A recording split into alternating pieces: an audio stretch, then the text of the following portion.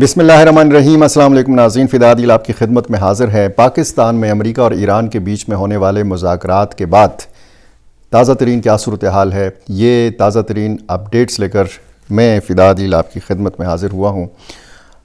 جو صورتحال اس وقت بنی ہوئی ہے اس میں طرح طرح کے تبصرے اور طرح طرح کے امکانات اور خدشات ظاہر کیے جا رہے ہیں۔ امریکی صدر ڈونلڈ ٹرمپ آپے سے باہر ہیں، سخت بیانات دینے کا سلسلہ انہوں نے ایک بار پھر شروع کر دیا ہے، اور اسی طرح جوابی بیانات کا سلسلہ ایران کی طرف سے بھی شروع ہوا ہے۔ کیا یہ مذاکرات پاکستان کے گلے پڑ چکے ہیں؟ یہ کیا معاملہ ہے؟ اس معاملے میں بات کرنی ہے، اور پاکستان کے خلاف نیا محاذ کھلنے کو ہے۔ نیا محاذ کہاں پہ؟ مشرقی سرحد سے یا پھر مغربی سرحد سے؟ یہ دونوں محاذ تو پاکستان کے لیے پرانے ہو چکے ہیں۔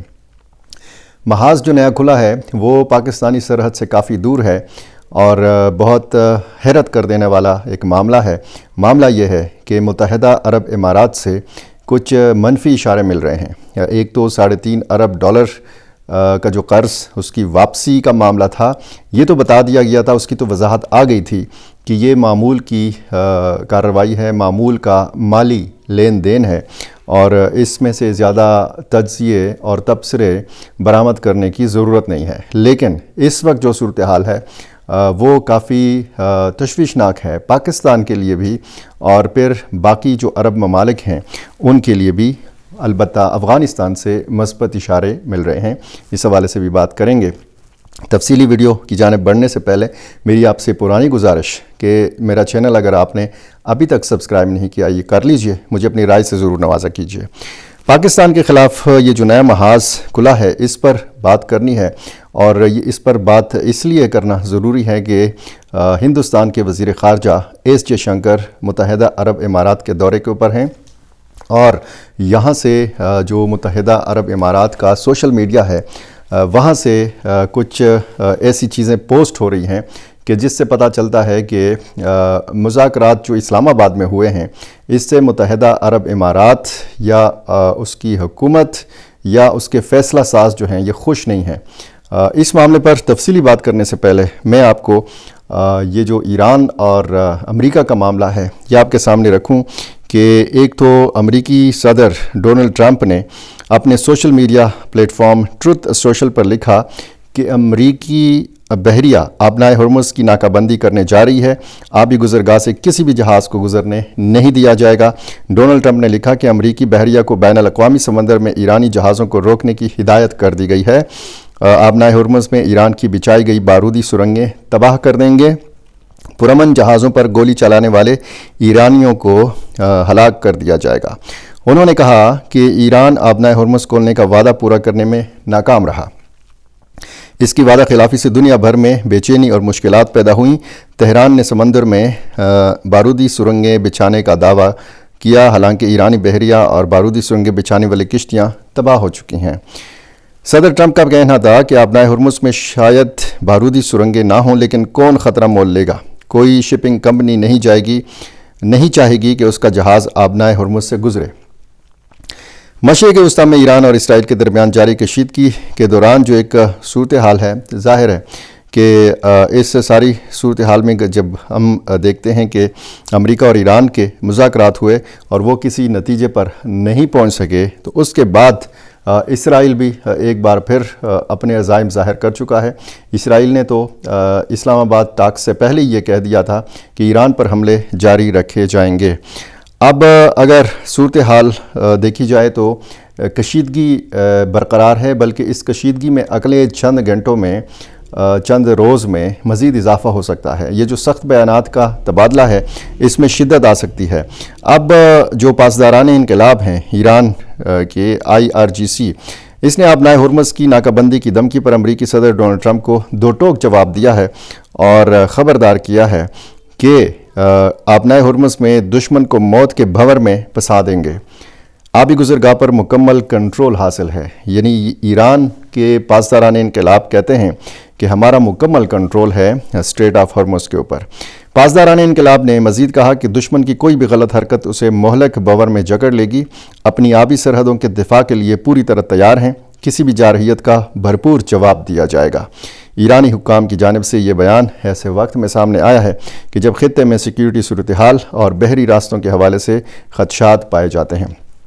اب ظاہر ہے کہ یہ صورتحال، اور جب یہ کہا گیا ہے امریکی صدر ڈونلڈ ٹرمپ کی طرف سے، اور پھر ایرانی قیادت نے بھی کہا ہے کہ اگر آپ جنگ کریں گے تو ہم بھی آپ کے ساتھ جنگ کریں گے، یہ صورتحال ایسی ہے کہ ایک طرف تو یہ کہا جا رہا ہے، ہم بھی یہ کہہ رہے ہیں کہ مذاکرات ختم نہیں ہوئے، مذاکرات نامکمل رہ گئے ہیں، مذاکرات ناکام نہیں ہوئے، یہ آغاز ہے، یہ اختتام نہیں ہے۔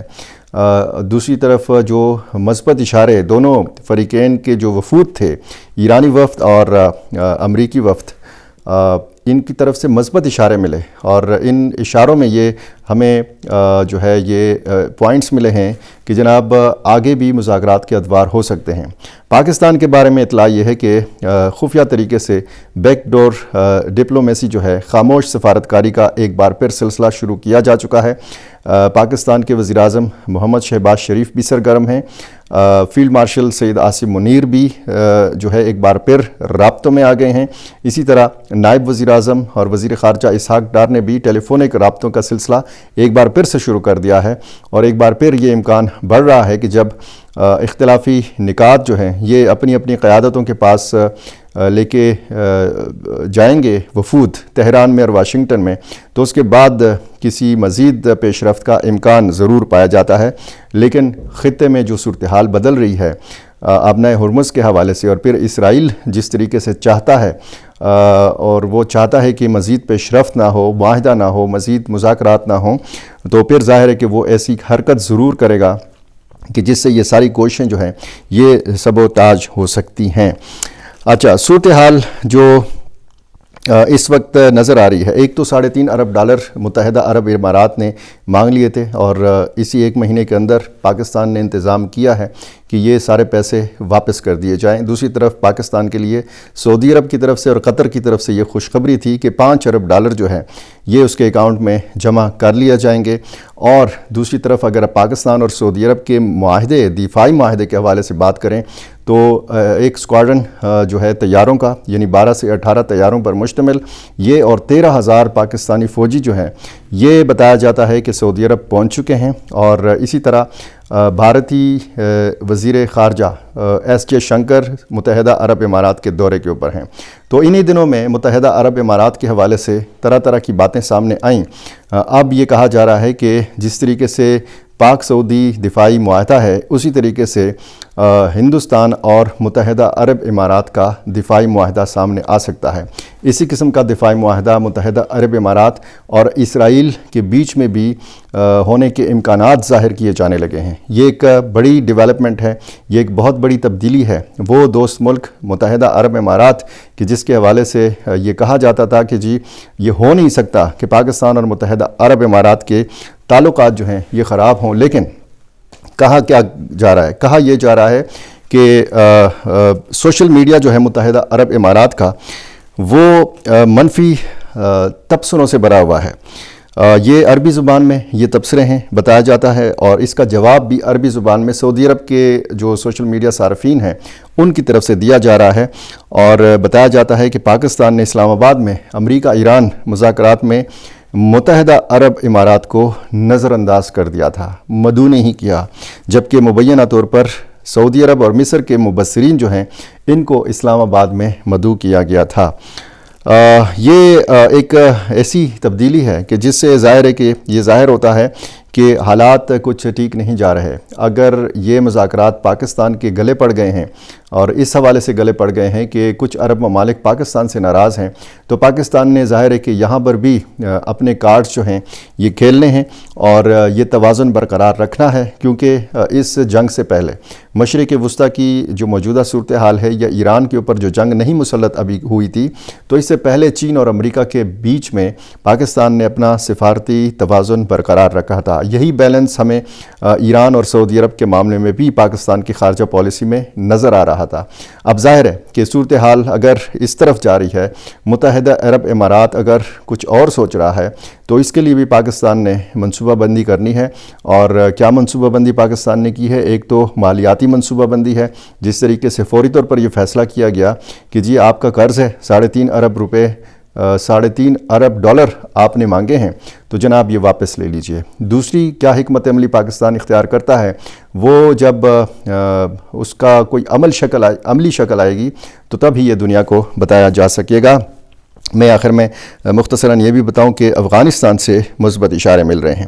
ایک تو جب چین کے شہر ارومچی میں جو سنکیانگ صوبے کا دارالحکومت ہے، یہاں پہ تقریباً 6 روزہ مذاکرات ہوئے پاکستان اور افغانستان کے بیچ میں، میرے کچھ ناظرین نے پوچھا ہے کہ اس کا کیا بنا، تو جب بھی موقع مل رہا ہے افغان وزیر خارجہ امیر خان متقی کو، تو وہ دنیا کو یہی بتا رہے ہیں کہ جی بڑا خوشگوار انداز میں، بڑا خوشگوار ماحول میں چین میں پاک افغان مذاکرات ہوئے ہیں، اور یہ تازہ ترین جو بیان ہے افغان وزیر خارجہ امیر خان متقی کا، یہ ترکی کے ناظم الامور سے انہوں نے ملاقات کے دوران پاکستان کے ساتھ جاری مذاکرات پر اطمینان کا اظہار کیا ہے اور کہا ہے کہ بات چیت مثبت انداز میں آگے بڑھ رہی ہے۔ انہوں نے امید ظاہر کی ہے کہ تکنیکی مسائل اس عمل میں رکاوٹ نہیں بنیں گے۔ ملاقات میں خطے کی مجموعی صورتحال اور پاک افغان مذاکرات کے حوالے سے بھی تبادلہ خیال کیا گیا، اور ترکی اور افغان طالبان کے جو تعلقات ہیں اس حوالے سے بھی بات چیت کی گئی۔ یہ تازہ ترین ڈیولپمنٹس ہیں۔ اگلے چند گھنٹے، کچھ دن جو ہیں یہ انتہائی اہم قرار دیے جا رہے ہیں۔ آبنائے ہرمز پر اب تمام نگاہیں ٹک چکی ہیں، اور یہ کہا جا رہا ہے کہ اگر کوئی اگلی کسی لڑائی کا جو ایک بہت بڑی اگر وجہ بنے گی تو وہ آبنائے ہرمز بنے گی۔ دوسری طرف پاکستان نے درخواست کی ہے کہ جو سیز فائر ہے اس کو بڑھایا جائے، اس پر عمل درآمد کو یقینی بنایا جائے، جو عارضی سیز فائر ہے، کیونکہ ابھی اس کے دن نہیں پورے ہوئے، اور اس سے پہلے یہ مذاکرات کا عمل اور پھر یہ عمل جو ہے اس کو بریک لگ گئی، اس کو اختتام تک پہنچا دیا گیا، یہ مذاکرات کا عمل نامکمل رہ گیا۔ کب یہ مکمل ہوگا، کب یہ ٹوٹا ہوا جو سلسلہ ہے یہ جڑے گا، یہ ساری صورتحال جو ہے بھی واضح نہیں ہے۔ بہت ساری صورتحال جو ہے واضح ہوگی کل تک۔ اگلے 24 گھنٹے انتہائی اہم ہیں، اس میں بہت ساری صورتحال جو ہے یہ واضح ہو جائے گی، کیونکہ جب ہم اور آپ بات کر رہے ہوتے ہیں تو اس وقت دن ہوتا ہے یا پاکستانی قوم جاگ رہی ہوتی ہے، لیکن امریکہ سو رہا ہوتا ہے۔ اب جب امریکہ میں رات گزرے گی تو اس کے بعد پھر جب نیا دن چڑھے گا، پھر ڈونلڈ ٹرمپ صاحب کے دماغ میں کیا نئی چیز آئے گی، کیا نیا قسم کا جو فطور ہے وہ ان کے دماغ میں آئے گا، یہ دیکھنے والی چیز ہوگی۔ وہی آخر میں گزارش کی، اگر آپ نے میرا چینل سبسکرائب نہیں کیا یہ کر لیجئے، میرے ساتھ جڑے رہیے اور مجھے اپنی رائے سے ضرور نوازا کیجئے۔ بہت شکریہ۔